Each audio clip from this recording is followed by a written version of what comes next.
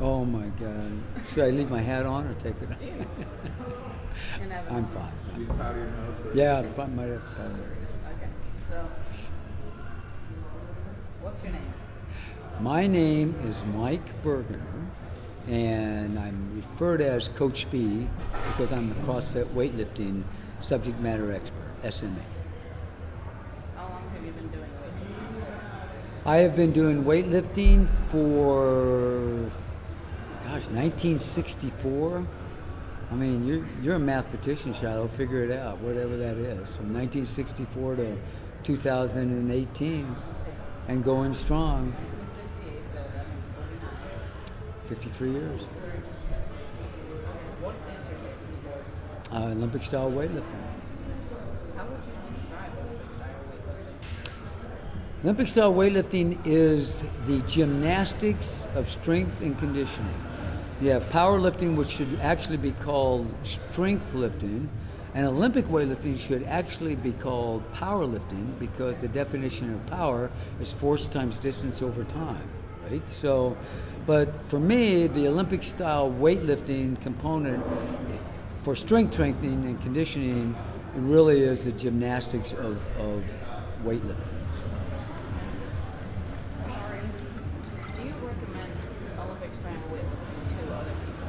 Absolutely. I recommend Olympic style weightlifting for young children, teaching them the fundamentals of Olympic style weightlifting, nice and easy with PVC pipe, all the way up to the geezers my age with PVC pipe, teaching them the fundamentals and the drills and skills and the right way to do things. What was it that made you want to do weightlifting? I was a high school light person. I was 165 pounds, and I went to Notre Dame on a football scholarship, and my coach, who was Ara Parseghian at the time, told me that I needed to gain some weight. So he sent me down to the Notre Dame strength room, and there was a Catholic priest there by the name of Father Lang, and Father Lang taught me the Olympic lifts, taught us the clean and press, the snatch and clean and jerk, and lo and behold, a year later, I'd gained 20 pounds, and my 40-time increase, or decrease, I got faster. So when your Father Lang, the Father Catholic Lang, priest, right? taught you Olympic style weightlifting, was it the clean jerk or was you have to beat and then press it straight up? Yeah, that's a good question. But the clean and press was one of the three lifts. So you had the clean and press, the snatch, and the clean and jerk. So the clean and press was a clean, and then the referee would clap his hand, beep, right? And it's okay to start your press. And at that point, it became not a military press, but an Olympic press, which is kind of like the press that they call that here for the strict press at the California Games or at the CrossFit Games. But it's a very strong ballistic movement pattern from the waist up, with your knees not bending whatsoever. Okay. How many people do you train weightlifting on a daily basis? On a daily basis, it's really not that many now, but I would say an average of, a weekly average, I would say about 25, something like that. Okay. What sports did you play before you did weightlifting? I know you said football. Yeah, I played football in college. I ran track for 1 year in college. In high school, I played football, baseball, basketball, and track and field. Okay. Were you ever good at track? Absolutely. I held my high school record in track and field, running a 48-second 400 meters, and I've held that record for almost 50 years. What high school was I was Marion High School, Marion, Illinois. No.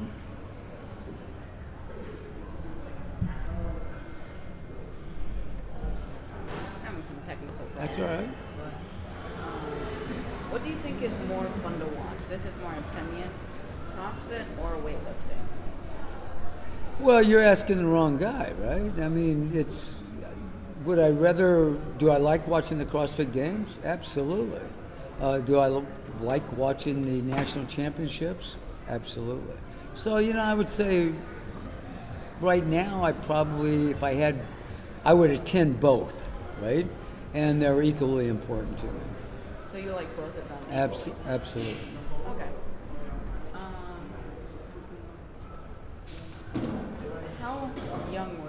started weightlifting?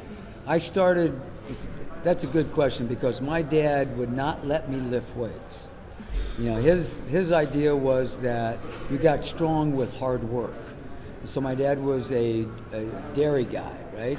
So I lifted crates of milk and shoveled coal and shoveled horse manure, baled hay. That was his way of getting me strong. But he's passed now, so I can say this. I used to sneak lifting weights in high school. So I started really lifting, not really knowing what I was doing, at a friend's garage, and we would just bench press and do pull-ups and that sort of thing. You know, but I would say I was a freshman or sophomore in high school. But I wasn't. Dad, don't come and get me.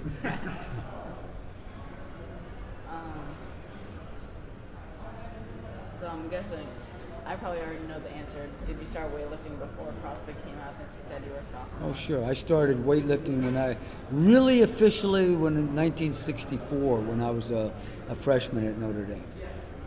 Okay. Were you ever in competitions? Oh, sure. We lifted in, competitions all over the Midwest. You know, we would come to Iowa, we'd go to Cincinnati. I went to I lifted for York Barbell Club in Pennsylvania, which was the big weightlifting club in the U.S. at that time. So I lifted in several competitions every year. So was that when you started in 1964, really officially starting, was your dad okay with it? Well, he was then, because my football coach, Era Parseghian, told me I had to, and so since Era told me I had to, it was okay. Yeah. And then I competed all the way, for a long time, until they really eliminated the clean and press from competitions in 1972, and at that point, I just moved on and did more coaching than lifting. I still trained. I still enjoyed the Olympic lifts, and I really didn't go back into competition until after I got much older, when I had my own children, and then we would actually travel to competitions together. Why did they eliminate that clean and press? Why didn't they keep it? Yeah, it's because it was so hard to judge. The definition of that was that you cleaned the weight, you stood up for it, you waited for a referee's clap, and then you could actually had to keep the barbell on your shoulders. You could squeeze down, and you could throw the weight back up and then press it out, but you could have no rebend of the knees. And how far you could go back just depended on a matter of flexibility. It became one of those things that was really hard to judge and referee, proficiently. So, in '72 they decided they would eliminate it. Plus, also I can remember weighing in at noon and not lifting until midnight, because there weren't any 2-minute time clocks like there are now. I mean, you called for another weight, and if there wasn't anybody in front of you, you could take as much time as you wanted. And if you set a national record, they would come out, weigh the weight, and then they'd weigh you. So the meets took a long time. Okay. That's why they eliminated it. I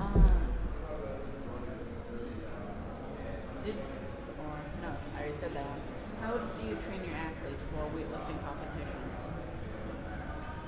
Okay, depends on the athlete, but I mean, every athlete has got to be, the weaknesses have got to be identified, right? And if you got a brand spanking new athlete coming into your gym, you got to test them to see what their mobility's like. Is their mobility efficient? Is it proficient?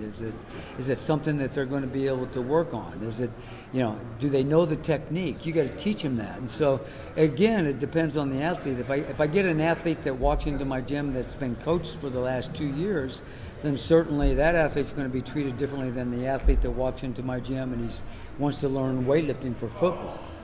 So you have to start at a certain level, and you have to make sure that all these parameters are met, and then you test according to what the athlete's abilities and their strengths and weaknesses are. Okay. Who is the youngest person you have Olympic style trained, for a weightlifter? The youngest would probably be my son, Cody, probably. And I think his first weightlifting contest was when he was 5. Oh, so yeah, that was very very, very young. Him and a Pat Cullen Carroll's son. I think it's Caleb is his name, I believe it is. Nicholas Cullen Carroll. Cody and Nicholas would go to weightlifting contests with us, and Pat and I had a PVC pipe barbell, and that barbell was filled with sand. And then we had plywood, kind of like this, but we made plates that weighed about a kilo each, maybe. And then we had PVC pipe collars. So, I mean, the bar weighed maybe 2 kilos, and they're 5 years old. So they snatched the 2 kilo bar for 3 attempts, and they clean and jerked the 2 kilo bar for 3 attempts. And that's what their weightlifting contest. And they would go to Venice Beach in LA, and the guy there that ran it was a man, a coach by the name of Bob Heiss. And after the meet, they'd give them medals and $5 to go buy hamburgers. And they thought that was the greatest thing in the world. The hamburgers or the medals? Both, yeah. But the $5 meant a lot because they could run over and buy a burger with their own money. But it was funny because the weight was like 2 kilos, and it was, and it was like the same first attempt, second attempt, third attempt in the snatch, 2 kilos. First attempt in the clean and jerk, 2 kilos, second attempt, third attempt, 2 kilos. Never put any more weight on it. So we made sure that they had fun, number one, and their technique with that 2 kilos was pretty good.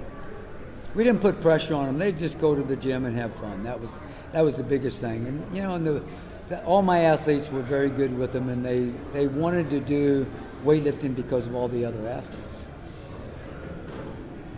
How old is Cody now? Cody is a firefighter in D.C., and he's 30 years old. 30 years. So that was 25 years ago. It's almost as old as you are, Charlotte.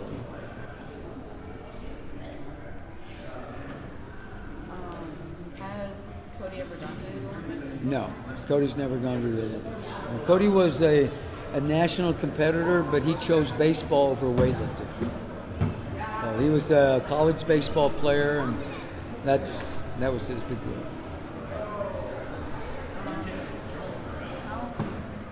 If so, how long ago was the last time Cody was competing? Oh, that would have been a long time ago. I mean, I would say probably 15 years ago, something to that effect. So we just got done with the weightlifting part of things. Now we're on to the military. So what in the military? What branch were you in? I was in the Marine Corps, United States Marine Corps. Okay. How long were you in the Marines? I was in 10 years of total duty, but all of that was not active duty. That's reserve time and active duty as well. Have you been to Vietnam?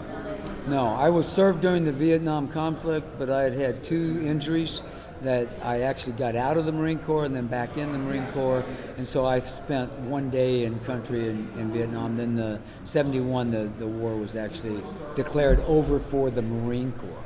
The Army and the Air Force were still there, but the Marines weren't.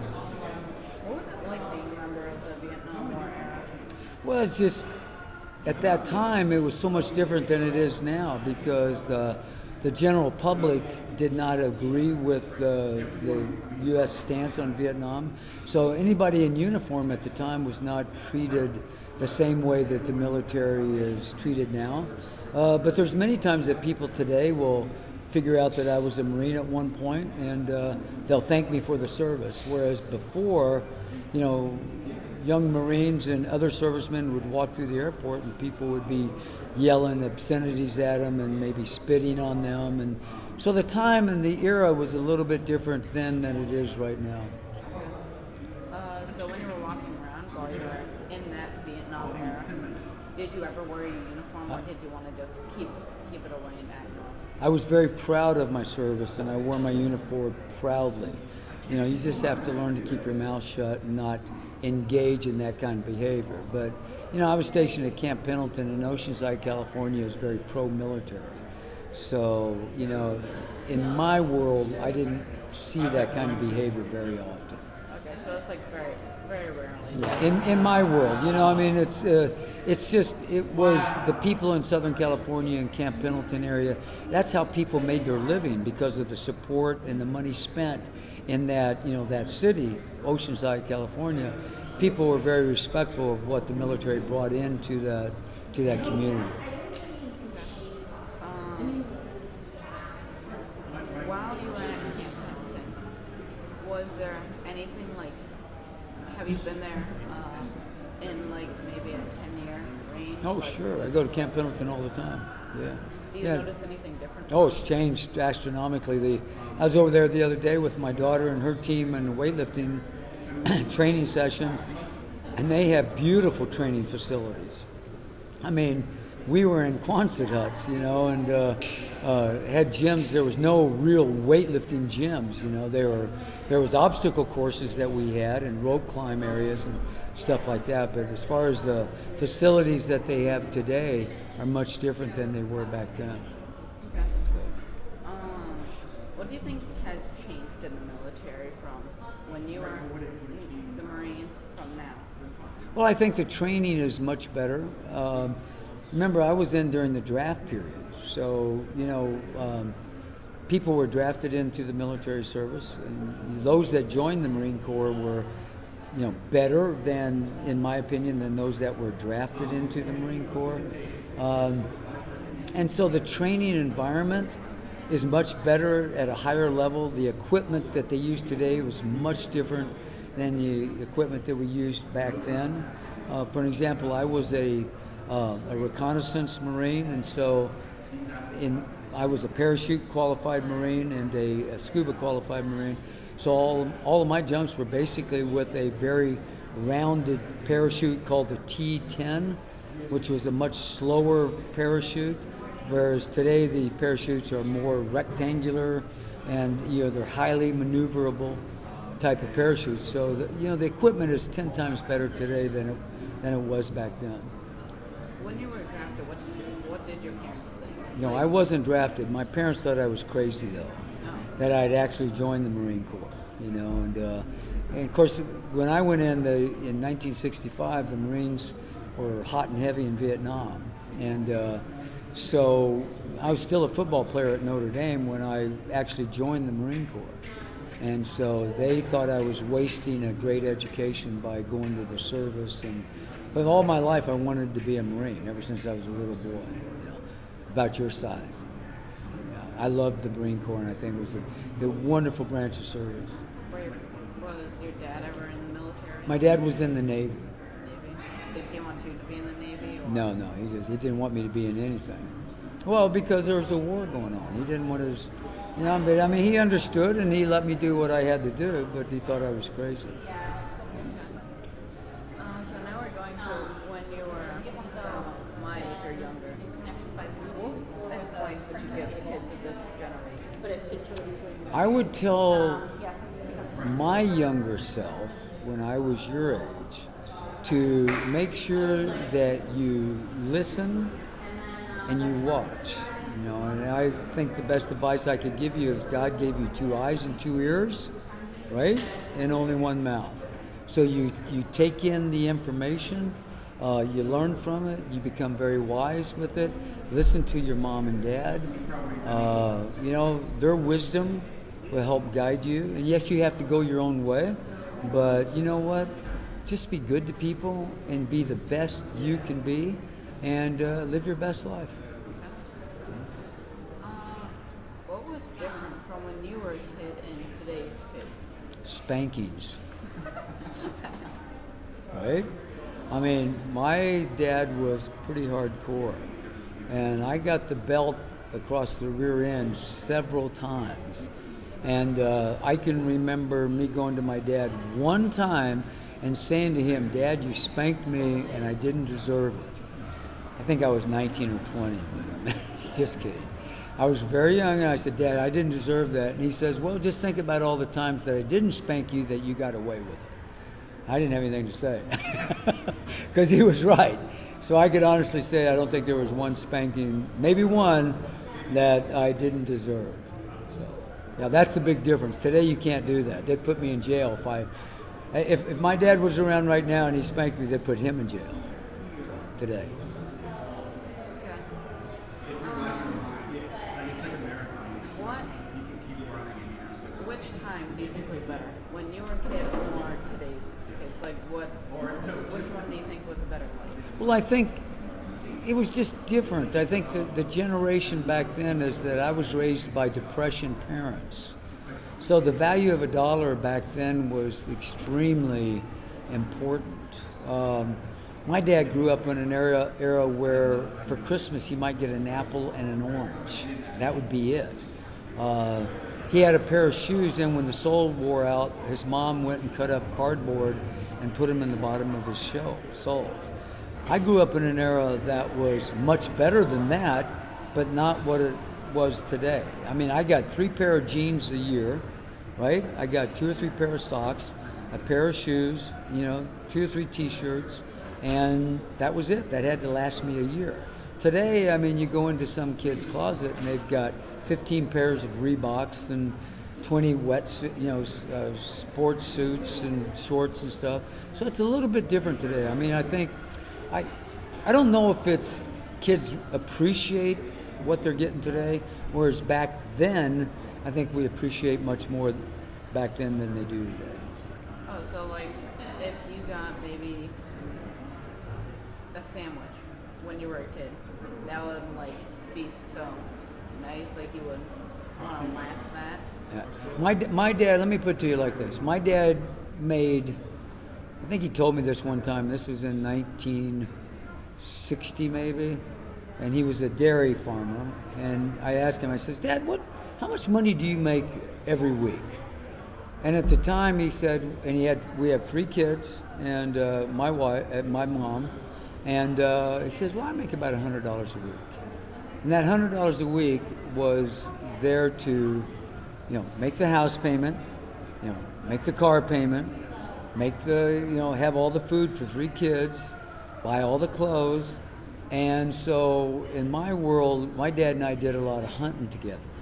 We lived in Southern Illinois. We hunted quail, geese, that kind of thing, and we put them in a big freezer. So my dad was very proud of saying that we'll always have meat on the table. So it's just a different, it's just a different time, and it's. I miss that time, but I think what I miss is the appreciation that I had for what my mom and dad provided for me, and I think today that's kind of lost. It's more expected than it should be. It should be appreciated. Oh, so like the value of $1 has changed. Oh yeah, that makes sense. Now it's like, hey, that's $1. I mean, when I got out of the 8th grade, the first day of summer school, my dad took me down to a tire shop, and I worked at Jake's Tire and Rubber as a 14-year-old getting ready to be a freshman in high school. And I pounded out tractor tires with a sledgehammer. And I was taught that by the guys that worked in the shop. They were hardcore guys. They were hard workers. That there wasn't no food stamps or relief or anything like that. If these guys wanted to eat, they had to go work. And my pay for working there was $1 per hour. And I worked hard. I worked 40 hours a week, made $40 in that week, and at the end of the year, I had to buy my own clothes. Now, Mom and Dad, they didn't have the money to do that anymore.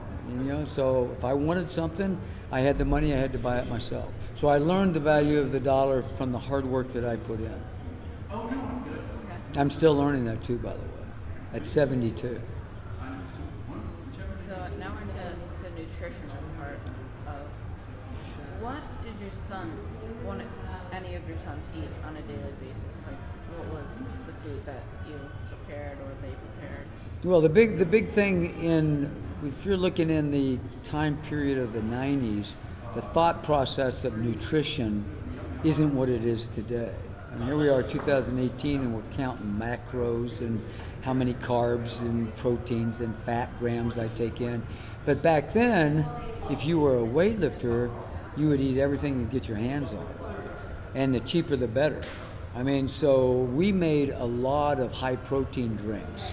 There was, I don't know, the protein, the Hoffman protein was there, and I think as I alluded to yesterday that my son, I used to get him up at 2 o'clock in the morning and feed him 1,000-calorie milkshake, and that 1,000 calories was full of ice cream, protein powder, Oreo cookies, all those things. But at 2 o'clock in the morning, he had to drink that milkshake. So nutrition was about being calorically dense. It didn't have to necessarily be good for you. We just wanted to get the calories in. So with that 1,000-calorie milkshake, did your son like you for that? No, he hated me. No, he didn't like it at all. But he liked the results because he was tall and skinny, right? And then all of a sudden, I think he was in like oh my God, I can't even remember the weight classes back then, but he was about 5'10" and weighed 145 pounds, and he had these long-ass legs and just skinny person. And all of a sudden, he starts drinking my milkshake, and I'd actually feed him in the morning. I'd give him emu steaks and eggs. I mean, today I don't think he'll eat steak and eggs, but and then I would make him eat a peanut butter and banana sandwich after every class in high school. So I mean, he was easily taking in 6,000-7,000 calories a day, and he started seeing the results from it. And then it was okay. He didn't necessarily like to eat, and it always became a challenge to get him to eat the things that he needed to. But he liked the results that he was having.